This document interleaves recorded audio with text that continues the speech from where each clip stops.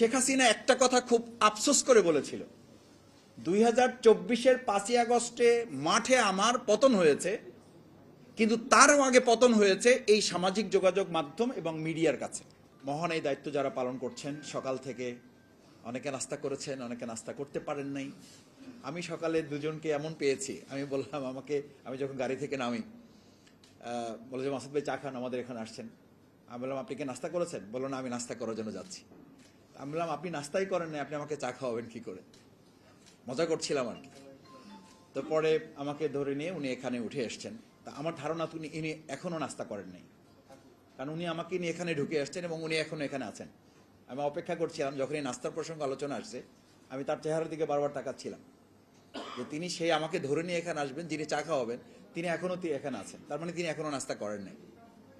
তো এই বাস্তব বিষয়গুলোই আজকে তুলে ধরার জন্য মূলত আমরা এই আয়োজনটা করেছি। আমরা সেই গণমাধ্যম কর্মীদের প্রতি কৃতজ্ঞতা জ্ঞাপন করছি। সাথে প্রথমত একটা কথা বলি, দেখেন আজকে আমরা এখানে সংস্কারের কথা বলেছি। একটা সময় ছিল আমাদের সমাজ, আমাদের রাষ্ট্র ইসলাম ফোবিয়ায় ভুগত। এখন আমরা ইদানিং লক্ষ্য করছি, আমরা আমাদের বর্তমান সরকারকে দেখি তারা সংস্কার ফোবিয়ায় ভুগছেন। তাদের মুখে দেখবেন এখন সংস্কার শব্দটা তারা উচ্চারণ করেন না, অথচ যে 31 দফা তারা ঘোষণা করেছিলেন সেটার প্রথমেই ছিল তারা একটা সংস্কারের জন্য এই সুন্দর রাষ্ট্রটাকে তারা সামনে এগিয়ে নিয়ে যাবেন। এখন কথা হচ্ছে সংস্কারকে ভয় পাই কেন আমরা? আচ্ছা, আপনাদের কি মনে আছে যখন আমাদের একজন পলক ছিলেন, তিনি পানি পড়েছে এই কারণে নেট বন্ধ হয়ে গেছে, তার পড়ে গেছে, চাবি পড়ে গেছে, এই পড়ে যাওয়ার কারণে বন্ধ হয়ে যাওয়ার পর আমার মনে আছে আমার সাথে ক্লাস 8-9-এর ছেলেরা, শিক্ষার্থীরা স্লোগান তুলেছিল, তুমি কে আমি কে। এই স্লোগানের পাশে তখন যখন মিডিয়া বন্ধ হয়ে গেল, সোশ্যাল মিডিয়া বন্ধ করে দিল, তখন আমাদের সন্তানরা স্লোগান তুলেছিল, তুমি কে আমি কে, মিডিয়া মিডিয়া। অর্থাৎ প্রত্যেক ব্যক্তি, তখন আন্দোলনকামী একজন ব্যক্তি রাস্তায় দাঁড়িয়ে বলছিল মিডিয়া বন্ধ করে লাভ হবে না, আমরা প্রত্যেকেই আজকে মিডিয়া হয়ে এখানে এসেছি। এবং দেখেন কোনো না কোনোভাবে এটা কিন্তু মানুষের কাছে পৌঁছেছে। এই জন্য সংবাদপত্রের বা গণমাধ্যমের স্বাধীনতা সম্পর্কে বলা হয়, গণমাধ্যম বা সংবাদপত্র স্বাধীন, কিন্তু সাংবাদিকরা কি স্বাধীন? মাইক বন্ধ করা যায়, কিন্তু মাইক বন্ধ করে কি পোস্ত বন্ধ করা যায়? যায় না। এখন বর্তমান সময় আমরা লক্ষ্য করছি 3 মাস বা 4 মাসের ব্যবধানে বর্তমান কেউ এই সরকারের মধ্যে এসে এরকম একটা চিন্তা তারা মনে করছেন যে মাইক বন্ধ করলে বোধহয় প্রশ্ন বন্ধ করে দেওয়া যাবে না। যদি যাওয়া যেও তাহলে 24 জুলাই গণ আন্দোলনে ওই সময় নেট বন্ধ করে দিয়ে, সোশ্যাল মিডিয়া বন্ধ করে দিয়ে শেখ হাসিনা একটা কথা খুব আফসোস করে বলেছিল, 2024-এর 5ই আগস্টে মাঠে আমার পতন হয়েছে, কিন্তু তারও আগে পতন হয়েছে এই সামাজিক যোগাযোগ মাধ্যম এবং মিডিয়ার কাছে। এবং সেই শক্তিশালী মিডিয়াকে আজকে আবার নতুন করে রিফরমেশনের জায়গায় যদি আমরা সংশোধনের কথা বলি, আপনারা জানেন বিরোধী দলকে বলা হচ্ছে সংস্কার না, আপনারা সংশোধন কমিটি করা হয়েছে, সেই সংশোধনী কমিটিতে আসেন। আরে বাবা, রাস্তার দিকে তখন আপনারা তাকান নাই। এই জন্য বলা হয় যে 15 বছর বাইরে থাকলে এই আন্দোলনের রাস্তায় কি হয়েছে এটা তো আপনার চোখের সামনে নাই, আপনি বুঝবেন না। তখন আমাদের কেউ রাস্তায় আমাদের সন্তানেরা এটা লেখেন নাই, সংশোধনের কাজ চলিতেছে, বিকল্প রাস্তা ব্যবহার করুন। তখন আমাদের সন্তানেরা রাস্তায় ঢাকায় লিখেছিল, বাংলাদেশে বিভিন্ন রাস্তাগুলো আটকিয়ে আন্দোলনে তারা লিখেছিল, রাষ্ট্র মেরামত সংস্কারের কাজ চলিতেছে, আমাদেরকে সহযোগিতা করুন। সেই সংস্কারটা হঠাৎ হওয়া হয়ে গেল কেন? সেই সংস্কারটা থেকে আমরা নিজেরা হঠাৎ করে নিজেদেরকে লুকিয়ে ফেললাম কেন? লুকিয়ে ফেললাম এই জন্য, আমি সাংবাদিকতা বা যারা করেন আপনাদের সাথে থাকতে থাকতে ছোট ছোট কিছু বিষয় শেখার চেষ্টা করেছি। সেখানে আমরা শুনতাম, বলতেন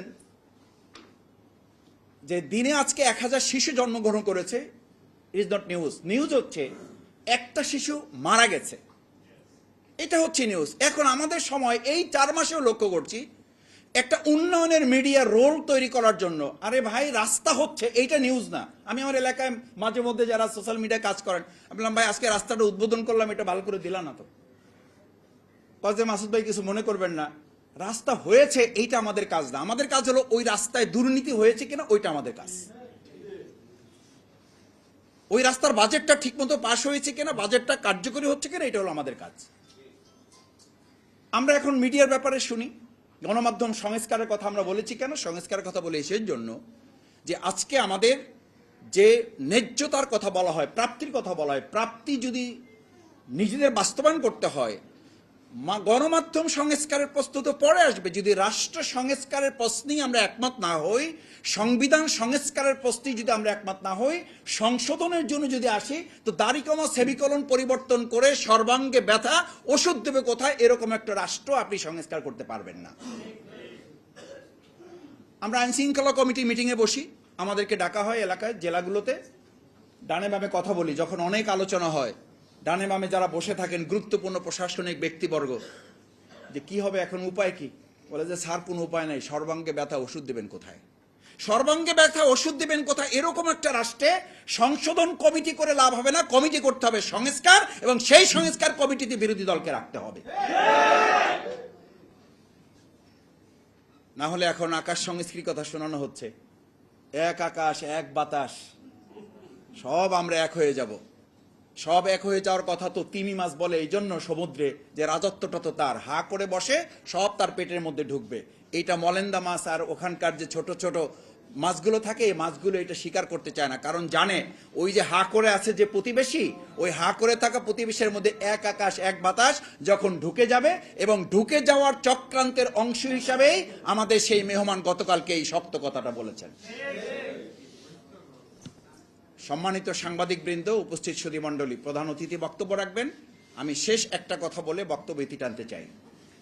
আমরা গণমাধ্যম সংস্কারের কথা বলেছি, এই সংস্কারের কাজ অবশ্যই বাস্তবায়ন হতে হবে এবং হবে, এবং সেটা যে গণভোটের রায় এই জনগণ দিয়েছিল, প্রায় 70% মতামত এসেছিল। এই 70% মতামত কিন্তু এই রায় এবং সংস্কারের জন্যই তারা দিয়েছিল। সেই রায়কে উপেক্ষা করে যারা এখন 49% মতামতের ভিত্তিতে আমাদের এই 70%কে চাপিয়ে রেখেছেন, তাদেরকে এটা মনে রাখতে হবে যে শুধু উন্নয়নের মনে করে। আমি এই জায়গায় বলেছিলাম, শেখ হাসিনার সময় আমরা শুধু শুনেছি উন্নয়ন উন্নয়ন উন্নয়ন, নির্বাচন লাগবে না। এরপরে আমরা আবার এমন একটা সময় আসলাম, এসে শুধু শুনলাম নির্বাচন নির্বাচন নির্বাচন, সংস্কার আর লাগবে না। এরপরে এখন এসে আবার নতুন করে দেখতেছি উন্নয়ন উন্নয়ন উন্নয়ন, সংস্কার বলে আর কোনো কিছু দরকার নাই, শুধু উন্নয়নের কথা বলে এখন মিডিয়া এবং জনগণকে একটা হাইপ দিয়ে আমাদেরকে সামনে এগিয়ে নেওয়া হচ্ছে। যদি উন্নয়ন দিয়ে কোনো সরকার টিকে যেত, তাহলে শেখ হাসিনার পালানোর কথা না, শেখ হাসিনা 29 সালে একটা নতুন নির্বাচনের জন্য আমাদেরকে অপেক্ষা করতে হতো।